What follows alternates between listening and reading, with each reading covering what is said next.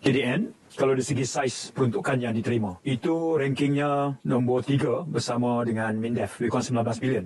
Nombor 1 masih lagi pendidikan, nombor 2 Kementerian Kesihatan, nombor 3 itu pada 19 bilion, peningkatan daripada tahun lepas 18.5 dengan pemisahan dia 14 bilion pengurusan, belanja mengurus, belanja pembangunan 5 bilion. Jadi kalau dari segi urutan bajet yang diterima, kami berada pada kedudukan yang ketiga dalam lingkungan yang sama dengan MINDEF. Saya nak olah begini saya, Perdana Menteri boleh keluar negara untuk memperkenalkan Malaysia, kemudian mengajak pelabur untuk masuk. Banyak misi keluar negara yang pelabur memberikan komitmen. Seharusnya iklim dalam negara itu dari segi keselamatan mesti terjamin. Di sinilah peranan KDN, memastikan keamanan, memastikan tidak ada ancaman keselamatan yang akan menjadi faktor penolak ataupun ketidakyakinan pelabur untuk datang. Ataupun kalau dalam negara, rakyat dalam negara sendiri itu sukar untuk bekerja dan bergerak gara-gara tidak ada atau tidak wujudnya jaminan keselamatan. Di sinilah peranan hakiki KDN. Peranan itu juga bukan hanya mengawal atau mengawasi soal keamanan, tapi juga soal keselamatan sempadan. Sempadan darat ini kita lebih kurang 4,000 km dan sempadan laut pula lebih kurang 590,000 km persegi. Apa maksud keselamatan sempadan? Di sinilah bolosnya misalnya penyeludupan rokok. Di sinilah berlakunya kegiatan illegal fishing, tangkapan ikan laut dalam oleh kapal-kapal nelayan negara jiran. Di sini juga berlaku penyeludupan subsidi barang perlu, minyak masak, subsidi seperti petrol, diesel, dan ini anggaran kerugian kita dari segi kontraban, minuman keras, unsur-unsur penyeludupan ini saja dianggarkan kerugian 5 bilion ringgit